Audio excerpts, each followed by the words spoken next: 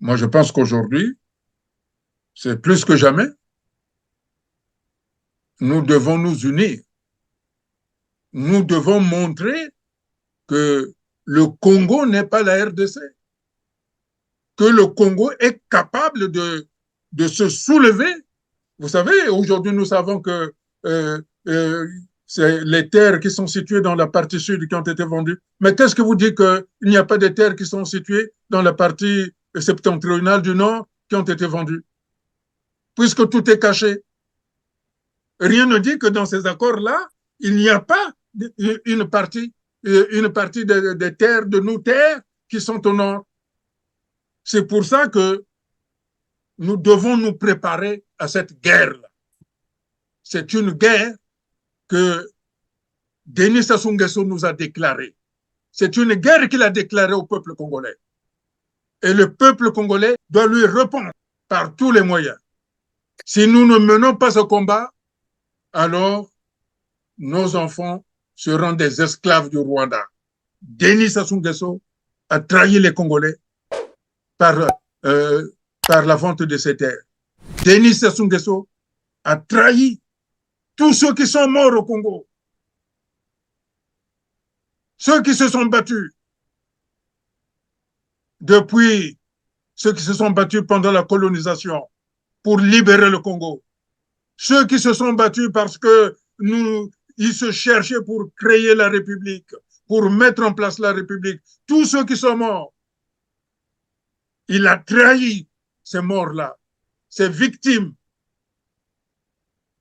Et ce n'est pas pour Alors, ça que nous avons eu mars 1977. Ce n'est pas pour arriver à ça. Ce n'est pas pour ça qu'ils ont assassiné Mariam Gwabi. Ce n'est pas pour ça qu'ils ont assassiné le cardinal Émile Biayenda. Ce n'est pas pour ça qu'ils ont assassiné Alphonse Massamba Deba. Ce n'est pas pour ça qu'ils ont assassiné au petit matin des Congolais innocents. Alors c'est maintenant que nous devons savoir qui est congolais et qui ne l'est pas. Celui qui est congolais doit se battre pour que le Congo reste le Congo sans qu'aucune partie ne soit cédée, ne soit vendue.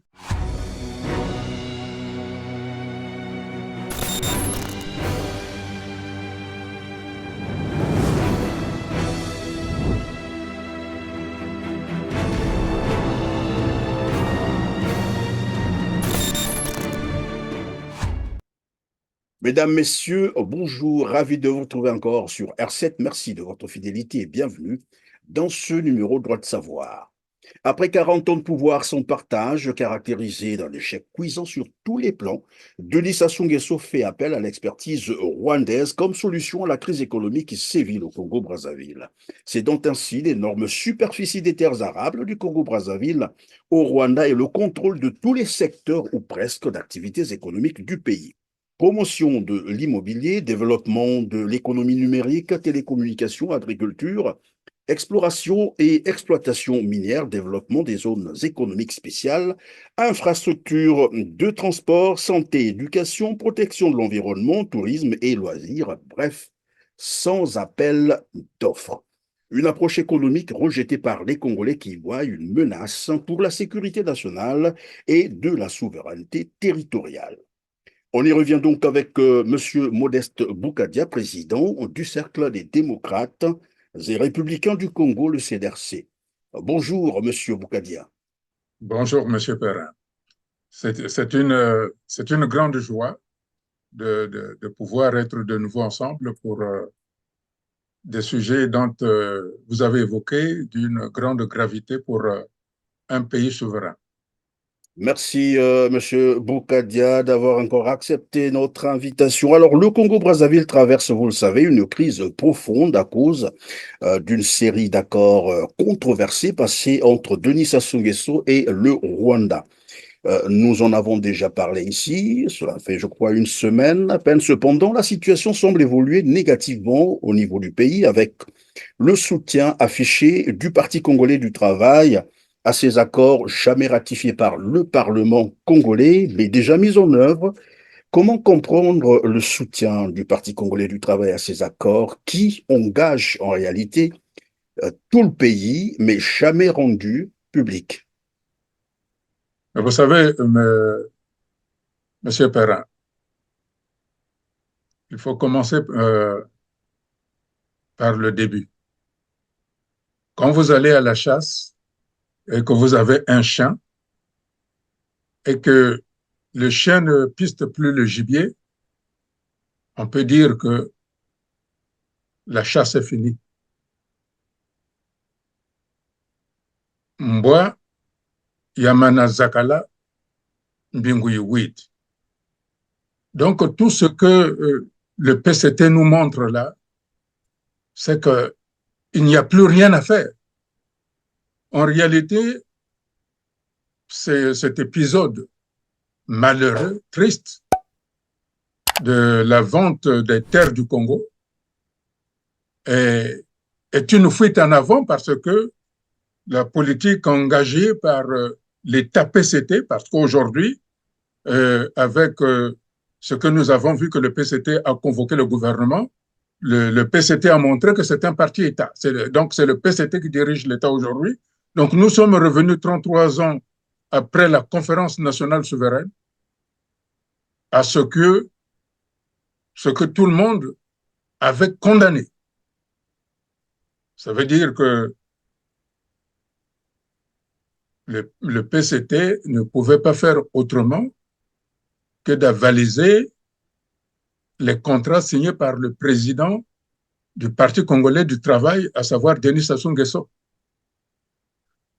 Je veux dire également que, vous savez, c'est une troisième, c'est l'épisode 3.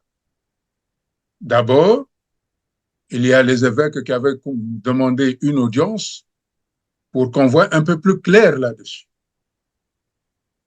Denis Sassou Nguesso n'a pas daigné accepter, mais il a envoyé la patate chaude à Anatole Coliné Makosso. Cependant, c'est Denis Sassou Nguesso qui a communiqué les éléments de langage à Anatole Coliné Makosso de ce qu'il devait dire aux évêques. Donc vous êtes en train de dire qu'à cette rencontre avec les évêques, je dirais Anatole Coliné Makosso n'a été qu'un figurant, c'est ça? Absolument, puisque tous les éléments de langage provenaient directement de Denis Sassou Nguesso. Et à la suite de cet échec, Denis Sassou Nguesso a envoyé Coliné Makosso avec quelques membres de son équipe, originaires du Sud, en lui confiant une grosse corde en disant « Allez pendre vos parents à qui on a vendu les terres ». C'est-à-dire, est-ce qu'on Malheureusement, peut être beaucoup plus clair à ce niveau-là?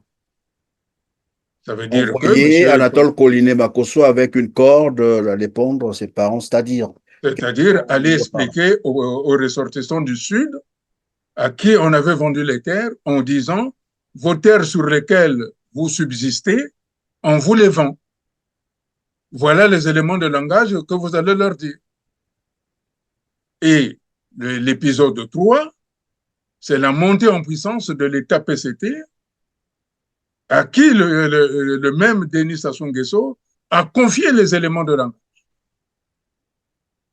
Ça veut dire que si celui qui semble être, que les Congolais considèrent comme le président du Congo, utilise des éléments de langage sur 3 institutions qui sont faux, ça veut dire que c'est flou.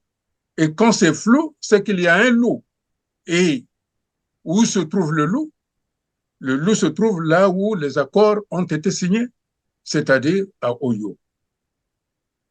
Je Alors, vois mal. avant qu'on puisse continuer, Modeste Boukadia, le loup se trouve à Oyo, vous avez dit. Mais ici, en introduction, je venais de citer tous les secteurs d'activité qui ont été cédés au Rwanda. C'est pratiquement tous les secteurs d'activité économique du Congo. est-ce que en signant ces accords avec le Rwanda, et tout à l'heure d'ailleurs, on reviendra sur la présence de la conseillère rwandaise dans le cabinet de Denis Sassou Nguesso, est-ce que c'est on parlerait là d'un aveu d'échec carrément où Denis Sassou Nguesso s'est rendu compte qu'il a mais vraiment échoué lamentablement sur toute la ligne et qu'il a confié tout ça au Rwanda qui pourrait lui apporter, je dirais ça comme ça, son expertise. Parce qu'on ne peut pas donner tous ces secteurs-là à un pays étranger, mais encore sans appel d'offres. Monsieur Perrin, quand quelqu'un gouverne par des slogans, promet que c'est l'année de la jeunesse, quand il se rend compte que c'est un échec cuisant, c'est ce que j'ai dit. Quand le chien à qui l'on envoie à la chasse ne peut plus pister le gibier, il s'assied, il n'y a plus de chasse. Ce que Denis Sassou Nguesso a montré par la cession des terres du Congo, c'est son aveu d'échec que les années passées au pouvoir, après avoir occasionné des coups d'État, se sont soldés par un échec. Imaginez seulement, monsieur Perra, imaginez une seule minute. Le Premier ministre André Milongo, en un an, il a changé, il a remanié son gouvernement une fois tous les 3 mois. André Milongo. Et c'est le PCT qui était à la manœuvre pour que le Premier ministre élu par la Conférence nationale souveraine remanie le gouvernement. Prenez le président Pascal Lissouba. Les déboires qu'il a eus, ça a été occasionné par qui? Par le PCT, par Denis Sassou Nguesso. Imaginez aujourd'hui, le temps que depuis 1997, le 5 juin, il n'y a pas eu de coup d'État au Congo du 5 juin 1997 en 2024. Il n'y a jamais eu de coup d'État. Oui. Mais vous voyez l'État du Congo. Imaginez seulement qu'il y avait quelqu'un d'autre qui était au pouvoir. On aurait eu des coups d'État par trimestre. Monsieur Boukadia, on va donc s'arrêter un instant hein, sur la visite, bien sûr, de la conseillère rwandaise de Denis Sassou Nguesso, Françoise Joly, qui est allée représenter le Congo. J'espère que vous avez suivi les images au Kazakhstan. Alors, elle a été reçue hein, avec les honneurs d'un chef d'État par le président du Kazakhstan. Une fois que vous avez suivi ces images, quels commentaires vous inspire-t-elle? Et nous avons aussi constaté que finalement, dans le bureau où elle a été reçue, moi j'essaie de scruter le bureau, je n'ai pas vu un drapeau congolais. Oui, c'est ça ce qui est frappant. Bon, est-elle allée là-bas dans le cadre de la représentation du Congo? Je n'en sais rien. Mais une chose est sûre. Oui, mais dans Et tous je les me cas, pardon, pose, pendant que vous êtes en train de répondre, Monsieur Boukadia, c'est quand même la conseillère spéciale de Denis Sassou Nguesso est reçue au sommet. mais, par contre, moi, j'aurais une autre lecture. J'aurais une autre lecture. Euh, Monsieur Sassou est au crépuscule de sa vie. Peut-être, vous savez qu'au Congo, plus personne n'a confiance à qui que ce soit. Dans un premier temps, il s'est déplacé à Dubaï, où il avait laissé le ministre enfin, je ne sais pas si c'est un ministre des Affaires étrangères, enfin, celui qui est convenu d'être appelé ministre des Affaires étrangères, il est parti avec sa conseillère et ses enfants, je crois. Et là, derrière, le voyage que M. Safo a fait dans ce pays, dans un premier temps, il était parti là-bas aussi, sans le ministre des Affaires étrangères. Et dans ce cadre-là, moi, je ne pense pas qu'il soit parti pour traiter les problèmes du Congo. J'ai considéré cela comme étant des visites privées pour ses affaires personnelles. Les affaires personnelles de la conseillère ou de Denis Sassou Nguesso? Que ce soit celui de la conseillère ou de Denis Sassou Nguesso, c'est la même chose.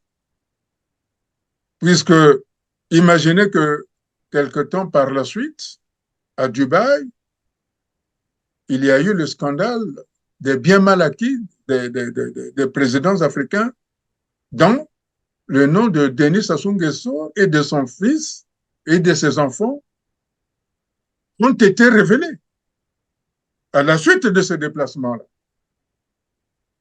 Donc, rien ne nous dit que le déplacement de cette dame n'est pas dans le sens de ce qui s'est passé à Dubaï. Parce que je vois mal un pays comme le Congo, un grand pays comme le Congo, qu'il soit représenté par cette dame et sans pour autant que le drapeau congolais y soit. Donc, je considère que ce voyage, c'est un voyage de nécessité d'après la fin du pouvoir. Pour ne pas dire, pour dire les choses clairement, est-ce que cette dame a été le transporteur de quelque bien que ce soit pour garantir la sécurité financière des biens au moment venu? Moi, Vous êtes en plutôt, train c'est dans ce cas. de nous parler d'une forme d'évasion financière, c'est ça? C'est-à-dire, on va planquer de l'argent dans les paradis fiscaux, c'est ça? Je pense que c'est beaucoup plus plausible, puisque aujourd'hui, vous savez, bon, au Congo, il n'y a plus personne qui ne fait confiance à qui que ce soit. Je pense que c'est vers cette destination-là qu'il faut voir les choses.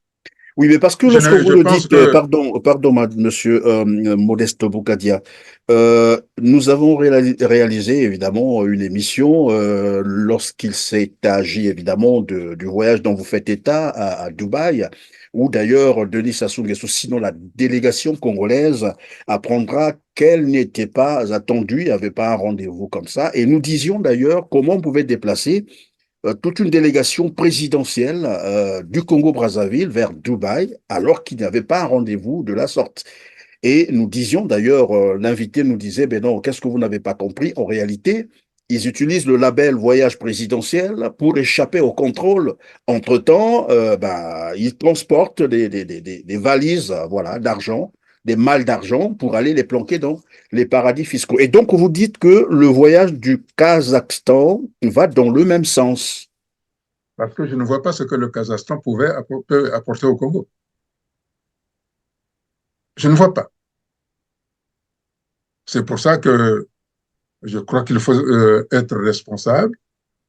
Le plus important aujourd'hui, c'est que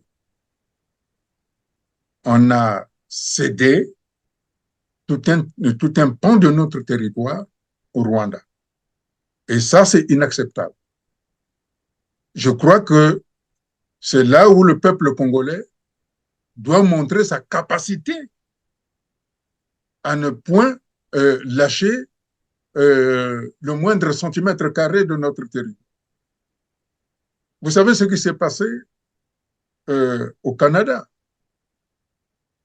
quand, pour les sociétés primitives premières, ont été balayées, on a tout effacé jusqu'au cimetière, jusqu'au temple. Et aujourd'hui, le Canada paye un prix fort pour dédommager les premières populations. Ça veut dire que quand les Rwandais vont venir au Congo, ils vont saccager tout notre patrimoine culturel, les temples, les arbres, les terres.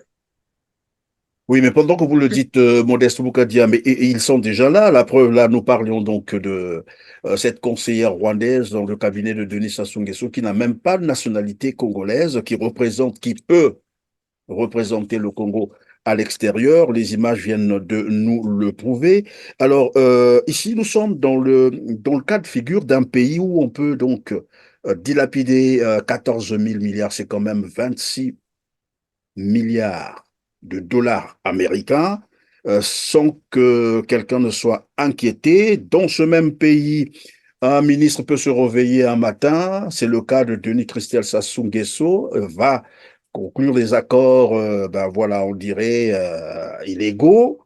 Bon, après, on nous dit que c'est Denis Sassou Nguesso lui-même qui est derrière, donc il peut aller signer des accords comme ça que les Congolais ne savent pas de quoi il s'agit-il concrètement. Et voilà. Ma question, c'est de savoir, est-ce que il y a encore un capitaine dans le bateau Congo? Le fait que Denis Sassou Nguesso ait signé ses accords à Oyo, ça s'est passé à Oyo. Donc c'est lui-même qui a signé. Et le fait qu'il soit incapable lui-même de répondre aux Congolais, d'apporter une réponse claire aux Congolais sur la raison pour laquelle il a vendu les terres du Congo, pose, interpelle aujourd'hui tous les Congolais, toute la classe politique congolaise, toutes les diasporas.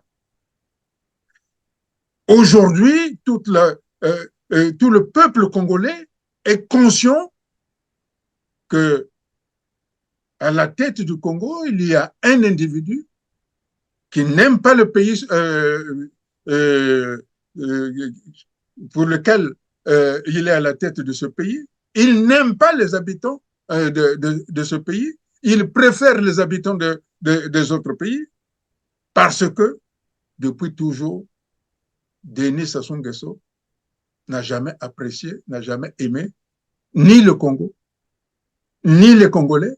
Ils s'en est servi. C'est ce, ce que l'on constate avec tous ces contrats et toutes ces délégations de compétences qu'il a accordées à des Rwandais. Moi, ce qui me fait peur et ce dont le peuple congolais a conscience aujourd'hui, c'est que Denis Sassou Nguesso et Paul Kagame préparent pour le Congo, pour la République démocratique du Congo et pour le Cameroun la juxtaposition de ce qui s'est passé dans la fédération de la Yougoslavie, c'est-à-dire la balkanisation du Congo et la balkanisation de la République démocratique du Congo et du Cameroun. Parce qu'ils ont des liaisons aussi au Cameroun. Ça veut dire quoi, ce que je suis en train de dire? C'est que dans la charte de l'organisation de l'unité africaine qui est devenue l'Union africaine, il y a l'intangibilité des frontières. Or, ce que fait Paul Kagame et Denis Sassou Nguesso, ce qu'ils font, c'est qu'ils balaient l'intangibilité des frontières en Afrique.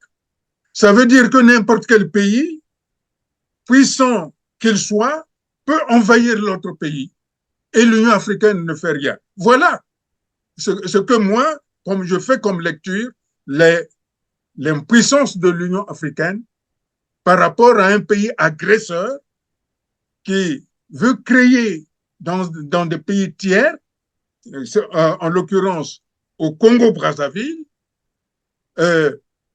expatrier sa population volontairement en les implantant dans un territoire donné.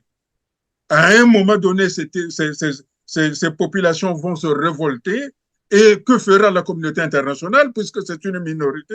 La communauté internationale va devoir agir en imposant au Congo que ces minorités, ces Rwandais qui seront au Congo, les zones qu'ils ont acquis deviendront des îlots, des territoires rwandais au sein de la République du Congo. C'est ça le danger qu'il faut voir. Mais C'est pour ça que comment est-ce qu'ils pourront imposer cela, sachant que les Rwandais ont un territoire, ils ont leur pays, et au Congo, ce sont des accords qu'ils ont signés, probablement qui peuvent être annulés, pourquoi pas? Et pourquoi est-ce qu'est-ce qui qu'on... s'est passé avec les Albanais au départ?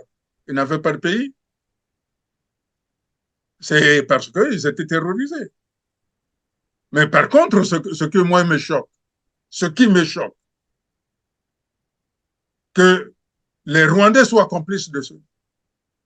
On est en train, ils ne se rendent même pas compte qu'on est en train de les chasser de leur propre territoire, où ils ont une histoire, pour que leur territoire soit remplacé par les Afghans. Et nous savons ce que c'est que le peuple afghan. C'est un peuple terroriste. Ça, nous le savons.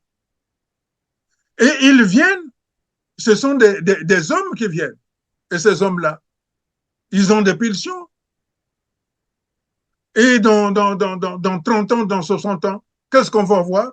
Le Rwanda sera peuplé d'Afghans, des ressortissants afghans.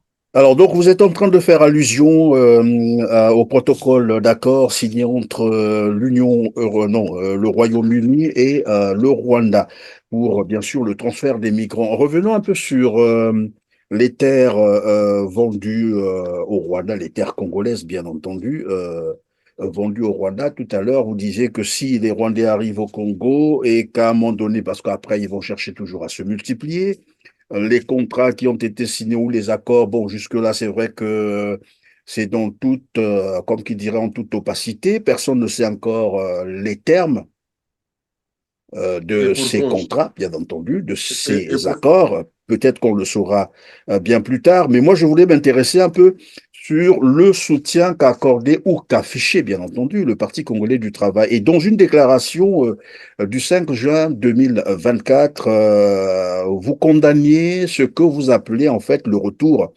du parti qui dirige l'État au Congo-Brazzaville, allusion faite bien sûr à la concertation qui a eu lieu le 3 juin 2024 entre le gouvernement et le Parti congolais du travail.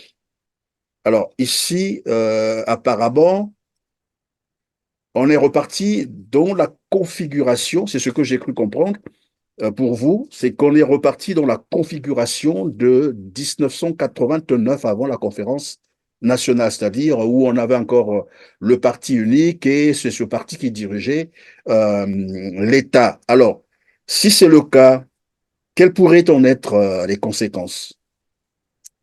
ben, non seulement je l'affirme, mais je le maintiens, le Congo aujourd'hui s'est retourné vers un, un monolithisme politique.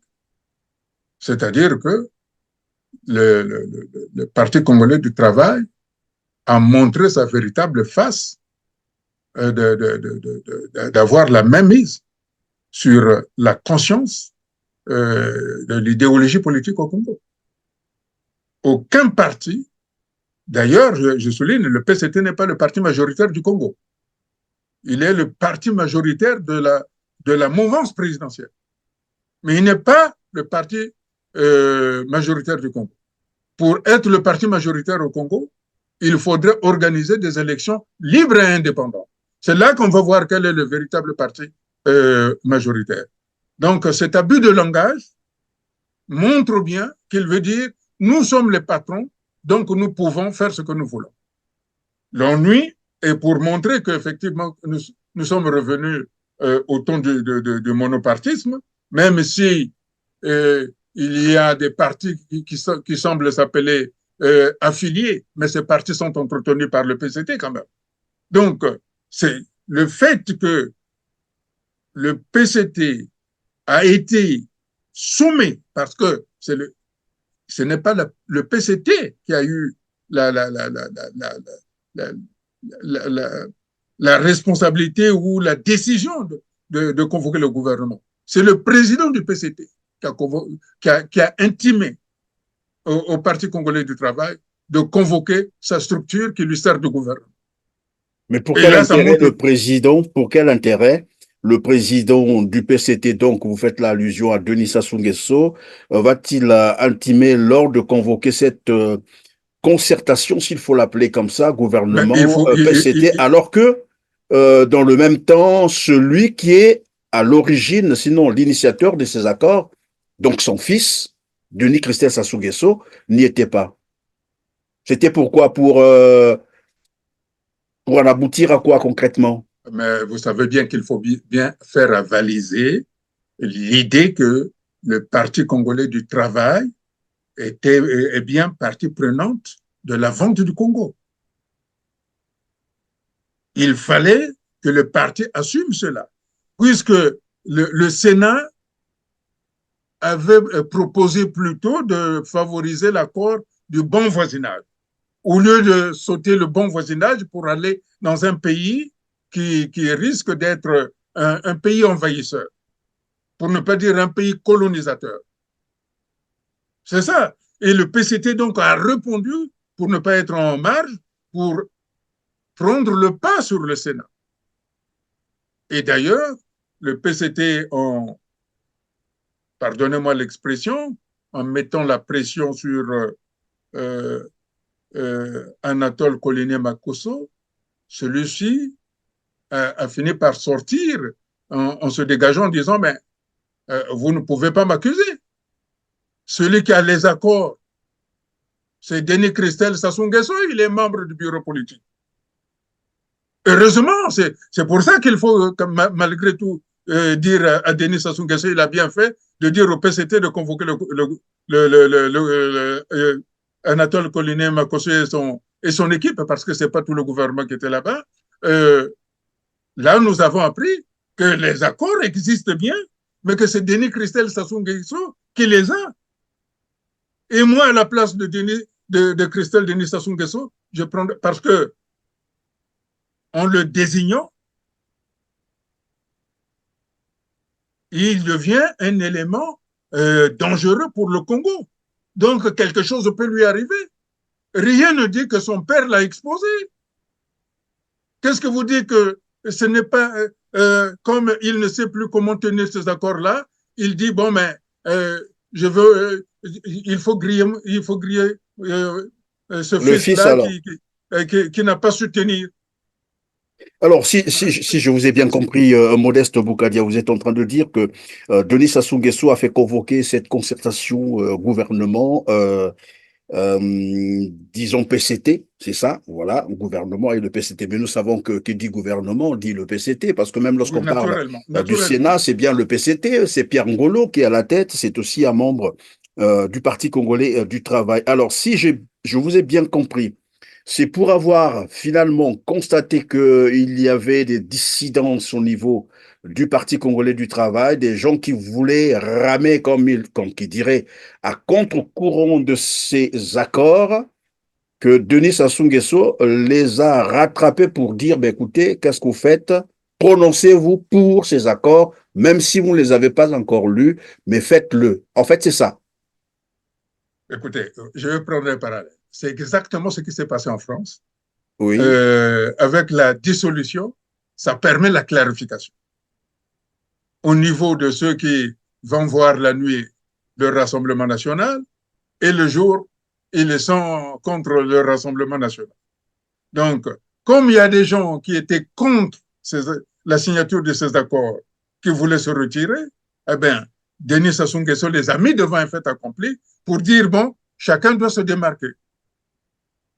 Mais est-ce que là, ça veut dire aussi que, est-ce que jusque-là, disons, dans le cas de figure tel que vous êtes en train d'expliquer, est-ce qu'on peut encore continuer à penser que le PCT existe encore? Parce que là, j'ai l'impression que finalement, c'est Denis Sassou Nguesso qui manage tout, c'est lui le parti en fait.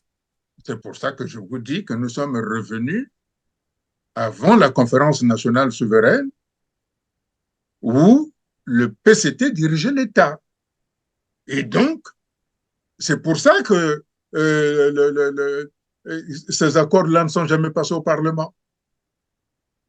Que tous les partis qui sont au Parlement congolais, c'est des marchepieds. C'est des marchepieds, c'est des essuie-pieds pour faire semblant, pour duper la communauté internationale qu'il y a une démocratie, il y a beaucoup de partis. Ces partis ne comptent C'est là pas. évidemment que ça paraît beaucoup curieux parce que tout le monde sait que le Parlement, j'allais dire le Sénat comme l'Assemblée, sont en fait acquis au Parti congolais du travail, sinon à Denis Sassou Nguesso.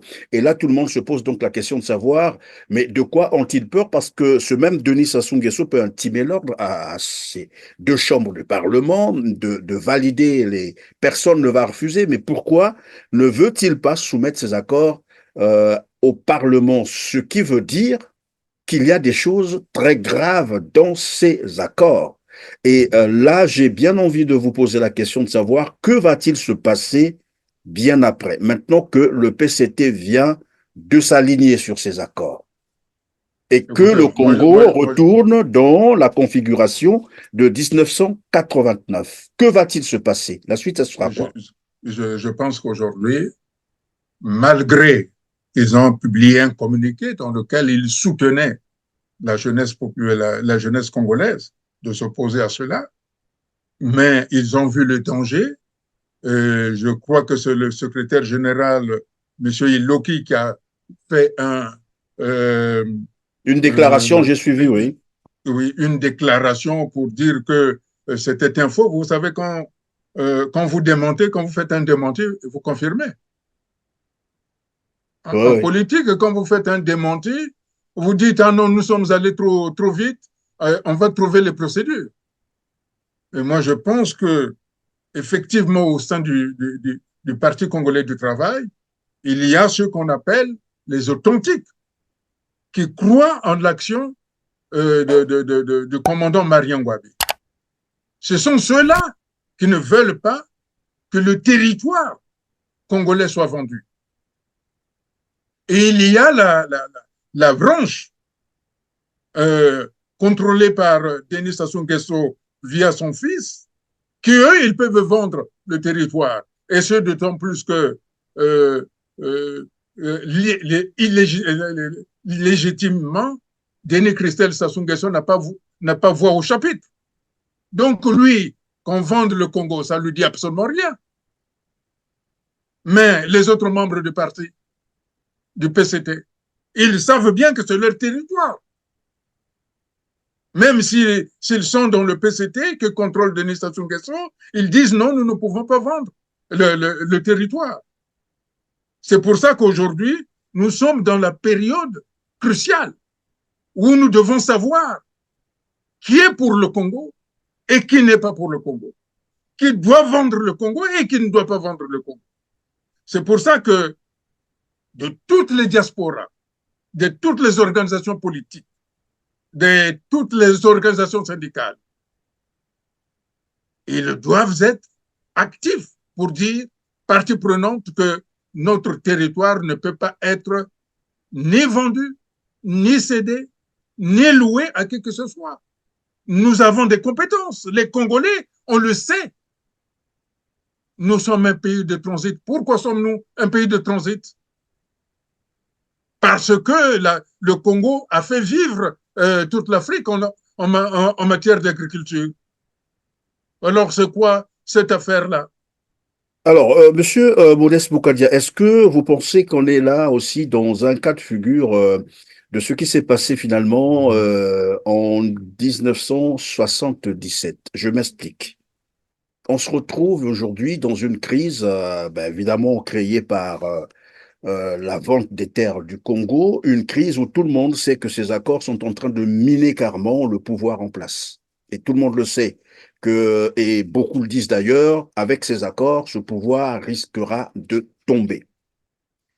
Et maintenant qu'il y a cette confusion au niveau du Parti congolais du travail, parce que pour le Parti congolais du travail, il faut absolument protéger le pouvoir, le conserver par tous les moyens.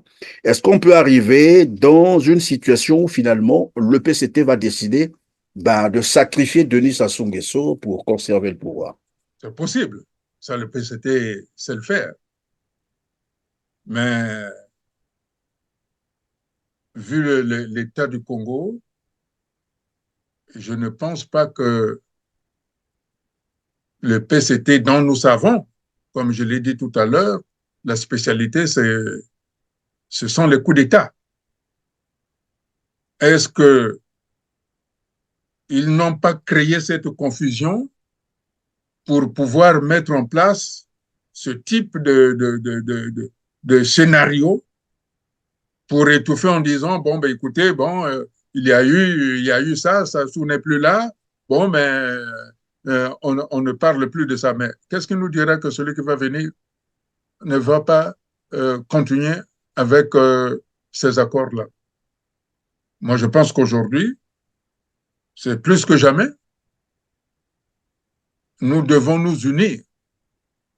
Nous devons montrer que le Congo n'est pas la RDC, que le Congo est capable de se soulever, le Congo est capable de mener des combats qui nous attendent. C'est un combat qui nous attend aujourd'hui. Le combat de reprendre nos terres.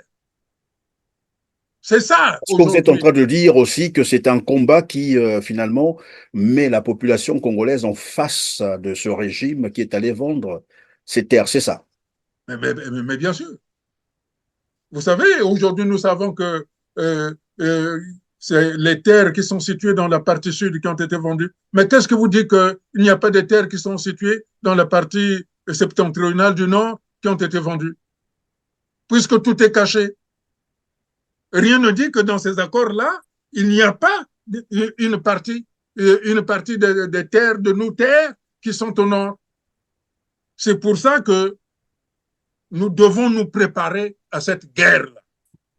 C'est une guerre que Denis Sassou Nguesso nous a déclarée. C'est une guerre qu'il a déclarée au peuple congolais. Et le peuple congolais doit lui répondre par tous les moyens. Que ce soit des grèves, que ce soit des marches. C'est ça aujourd'hui. Longtemps, on a fermé les yeux. Je l'ai souvent dit. Nous sommes tous responsables parce que nous avons fermé les yeux. Eh bien, refusons maintenant de fermer les yeux. Refusons. Vous savez, je refais un parallèle. Quand on a fait des grèves en France, les gens ont marché, le pouvoir a fait la fine bouche. Mais c'est vrai qu'ici, en France, il y a la démocratie. On a mis le président Macron devant un fait accompli. Alors mettons M. Sassou devant un fait accompli. Le fait accompli, c'est de lui dire que c'est le peuple congolais qui est souverain. Nous ne voulons pas être sous la domination du Rwanda. Nous voulons être nous-mêmes, nous, peuple congolais. C'est ça aujourd'hui. Et c'est le combat que nous devons mener. Si nous ne menons pas ce combat, alors nos enfants seront des esclaves du Rwanda. Pardon, vous Et dites, si on ne mène pas ce combat, les enfants seront les esclaves des Rwandais, c'est ça? si nous ne menons pas ce combat, nos enfants seront les esclaves du Rwanda. Vous savez, euh, ils ont tué leurs propres frères par le génocide de Hutus en 1977. Ils ont tué leurs propres frères par le génocide de Tutsis en 1994. S'ils ont tué leurs propres frères, vous pensez qu'ils vont se dire, ah non, ils vont prendre des gants pour ne pas massacrer les Congolais? Hein? Vous pensez qu'un président qui permet qu'on abatte un avion avec deux présidents à l'intérieur prendra, se dira, bon, ben, c'est rien. C'est pour ça que je dis, et j'espère que M. Sassou n'est pas un élément dormant de Paul Kagame. J'espère que j'espère que Denis Sassou Nguesso n'est pas un agent du Rwanda. Je l'espère. Plus personne ne doit dire, ah non, Dieu va nous aider. C'est nous qui devons nous aider nous-mêmes. C'est nous. Battons-nous et Dieu va nous aider. Alors, Mais évidemment, d'abord, nous, par nos mobilisations. Voilà, vous l'avez déjà presque, vous avez déjà abordé la question, la sensibilité d'abord de ces accords, parce que et c'est ce que tout le monde déplore aujourd'hui, malgré les tensions, malgré les débats que cela suscite au Congo comme à l'extérieur, on ne veut pas les rendre publics, on ne veut pas montrer ces accords aux Congolais, ce qui veut dire que le futur président qui viendra ou qui occupera les fonctions de président au Congo, arriver à les contester, de facto, on va se retrouver en face du Rwanda, naturellement. Et il va donc, voilà, on sera en guerre avec le Rwanda. Et comme vous le disiez tout à l'heure, déjà Denis Sassou Nguesso a déclaré la guerre aux Congolais en vendant les terres des Congolais au Rwanda. Et donc, il faut s'attendre que demain, les Congolais soient en face des Rwandais parce que je ne suis pas sûr que celui qui va remplacer Denis Sassou Nguesso, à moins que ce soit son fils, comme on est en train de le dire, mais vous nous avez démontré que ce n'est pas possible, son fils ne pourra jamais le remplacer. Et donc, celui qui viendra après Sassou Nguesso sera probablement ou très certainement dans l'obligation de dénoncer ces accords. Oui, bien Qu'adviendra-t-il sûr. à ce moment-là? Vous savez, on n'est pas obligé de, d'être dans la continuité de l'État. On n'est pas obligé. Vous comprenez? Oui, mais dans le cas des accords, Euh, ça pose toujours problème. Ce sont des accords, il faut les respecter. ben, les accords se dénoncent toujours. Je redis que nous ne sommes pas obligés d'être dans la continuité de l'État. J'ai déjà dit antérieurement qu'il nous est difficile d'entretenir des relations de bon voisinage ou de bonne diplomatie respectable avec un pays euh, qui veut s'approprier de nos terres. Et d'ailleurs, dont la réputation n'est pas assez bonne à travers le monde, tout le monde sait. Je ne vois rien de ce que le Rwanda puisse nous apporter, même s'il y a des Congolais qui sont extasiés par une beauté éphémère de leur femme. Ça c'est rien, ça. J'ai dit que le Congo est un grand pays. Le Congo est capable de se développer sans la présence de Rwanda. Et nous pourrons le démontrer. Il y a des capacités, des intelligences. Et ce sont ces intelligences-là qu'il faut mobiliser pour montrer à Denis Sassou Nguesso qui a échoué et que nous devons chasser,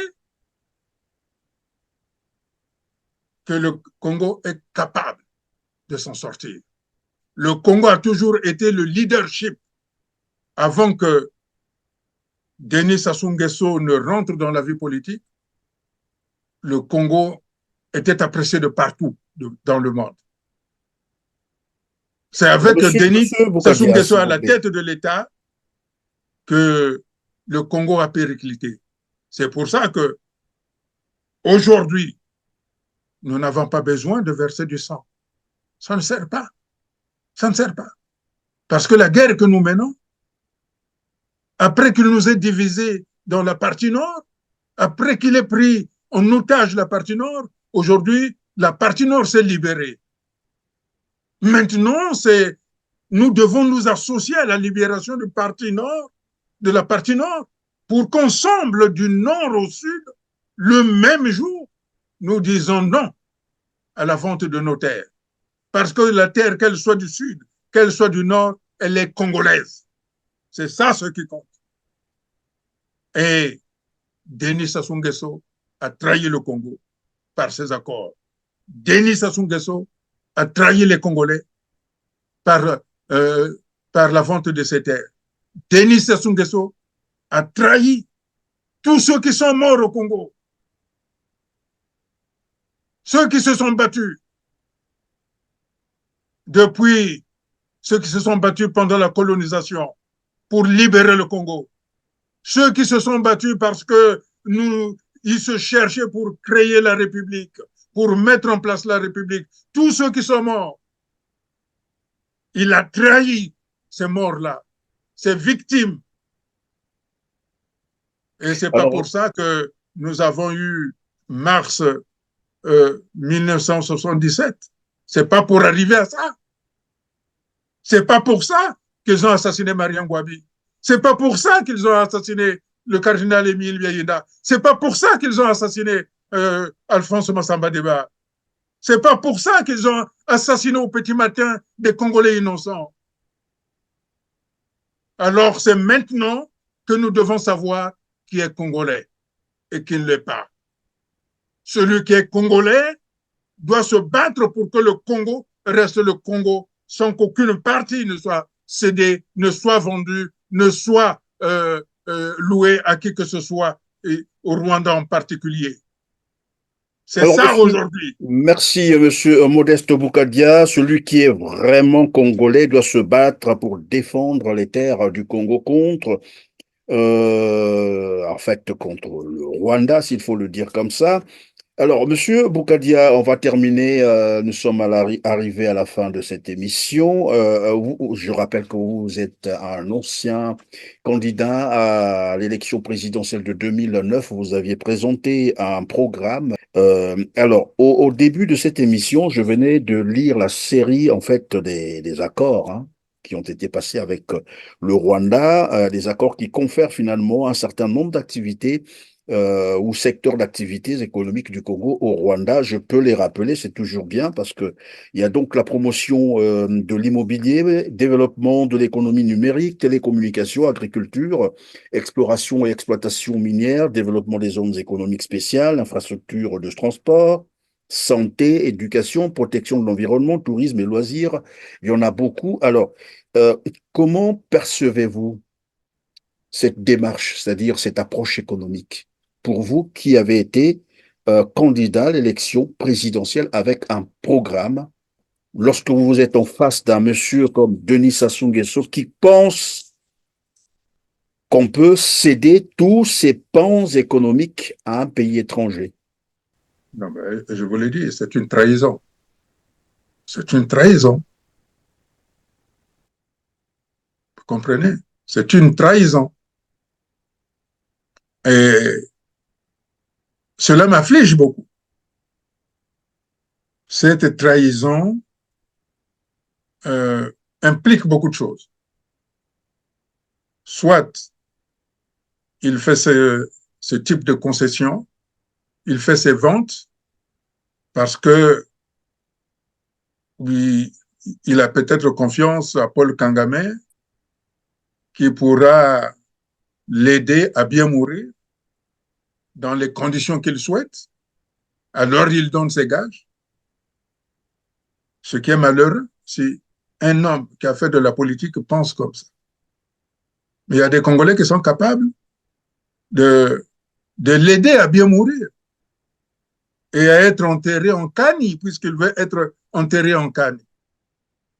S'il veut être enterré en Kani, il n'a pas besoin de vendre les bijoux, les opportunités qui sont que nous, en tant que parti, lorsque nous étions candidats à l'élection présidentielle, que vous m'avez suivi en 2009,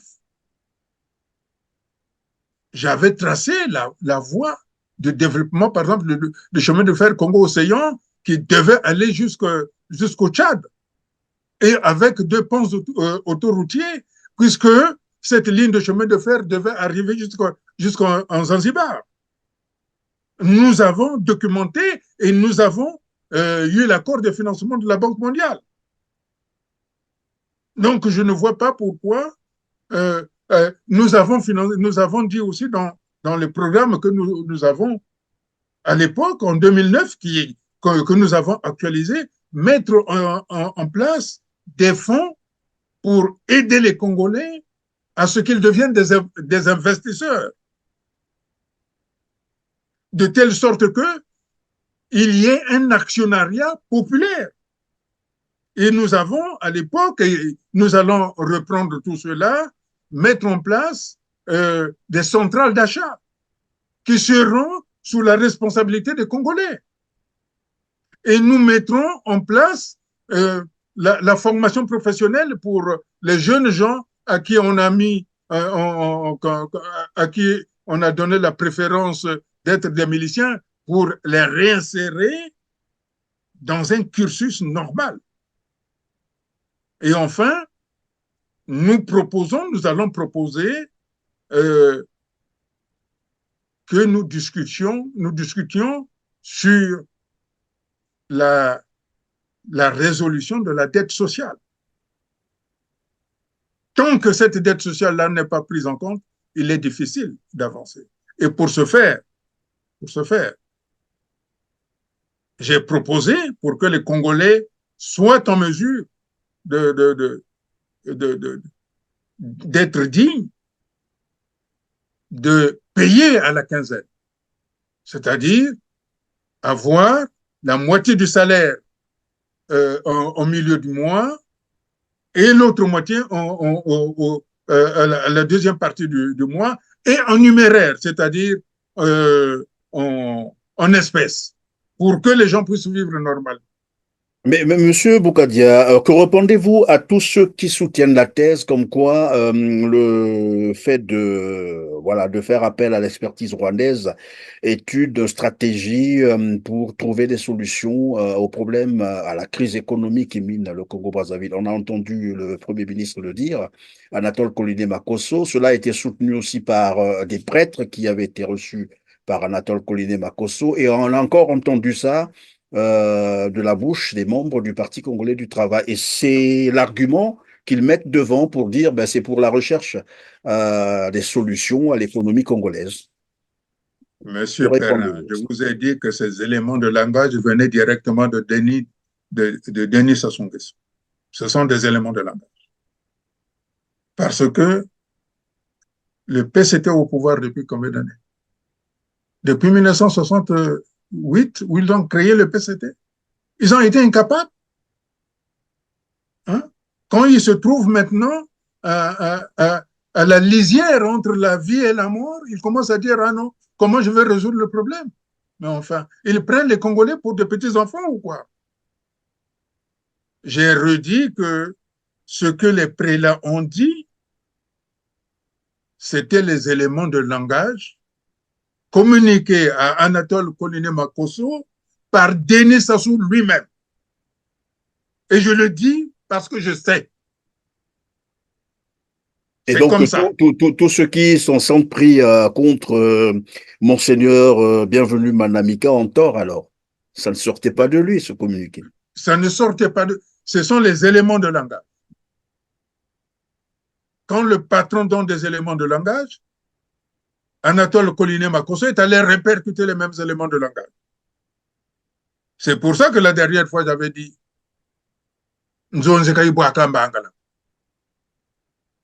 voilà. Donc, ce que les éléments de langage qu'on a donnés au PCT, qu'on a donné à Koliné-Makosso, qu'on a donné au prélat, c'est des éléments. Quand un élément de langage n'est pas une vérité, un élément de langage, Maïe l'Amazonzela. Voilà. C'est une ruse alors. Voilà, c'est une ruse. Maïe l'Amazonzela. Donc, quand quelqu'un utilise le Maïe l'Amazonzela, un des éléments de langage, il n'est pas crédible. Mais évidemment, ça veut aussi dire que ceux qui reprennent ces éléments de langage ne sont pas crédibles. Ils ne sont pas sérieux. C'est le moins qu'on peut dire. Mais vous savez, si on vous demande d'utiliser les éléments de langage, ça vous engage. Vous êtes des porte-parole. Il ne faut pas changer la responsabilité première. La responsabilité première, c'est celui qui a conçu les éléments de langage. J'ai dit, quand c'est flou, c'est qu'il y a un loup. Et le loup se trouve à Oyo. Quand c'est flou, il y a un loup et le loup se trouve à Oyo. En tout cas, merci, Monsieur Modeste Boukadia, d'avoir encore été avec nous sur R7. Je vais vous laisser quelques 2 secondes. Probablement, vous avez une préoccupation, donc je ne vous ai pas posé la question. Et ça sera la fin. Oui, je disais que un pays se repose sur la jeunesse. Et c'est à la jeunesse de prendre à bras le corps le combat qui s'annonce à nous. C'est à la jeunesse qui demain va assumer les responsabilités de ce pays. Mais pour ce faire, il faut se battre. Il faut se battre pour que son intégrité territoriale ne soit pas amputée. Sinon,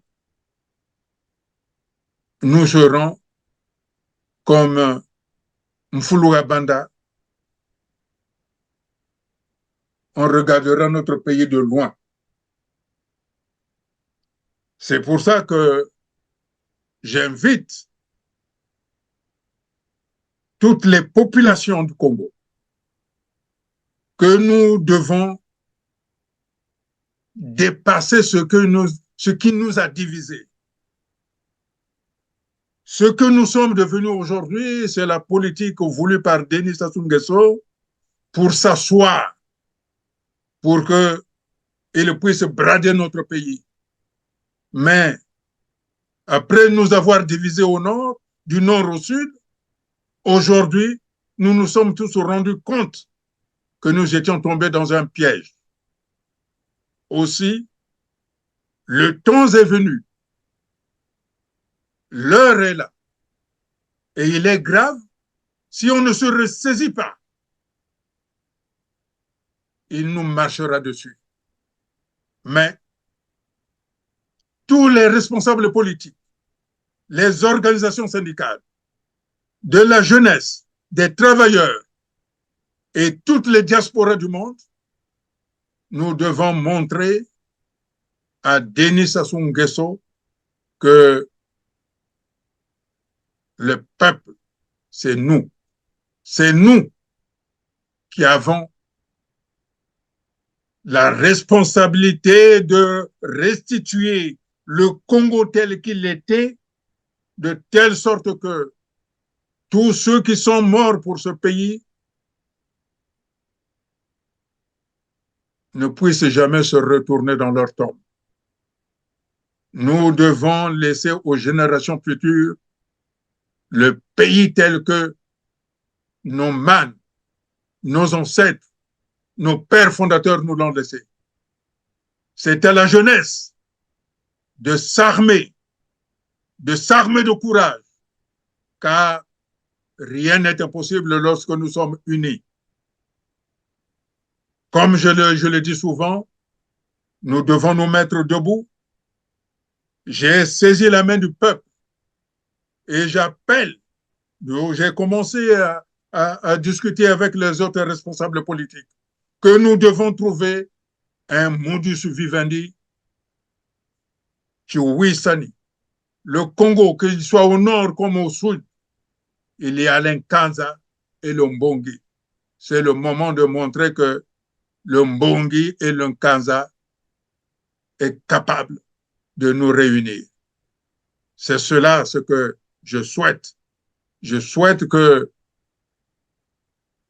le peuple congolais reprenne sa souveraineté, car rien n'est impossible lorsque nous avons la souveraineté en main. Et c'est cette souveraineté-là qui nous permettra de dire non à Denis Sassou Nguesso, non au Rwanda, oui à l'Union nationale, oui à l'unité nationale, oui à la République, oui à la nation congolaise. Merci, Monsieur Modeste Boukadia, président du Cercle des démocrates et républicain du Congo, le CDRC. Merci d'avoir encore été avec nous. C'est moi qui vous remercie, M. Perra. Je vous en prie, mesdames, messieurs, nous sommes arrivés à la fin de cette émission. Cliquez sur le petit pouce en l'air juste en bas de cette vidéo après avoir massivement partagé cette émission pour nous aider à parfaire notre référencement. Dites-nous également en commentaire ce que vous pensez de cette émission. On se donne rendez-vous très prochainement. Merci.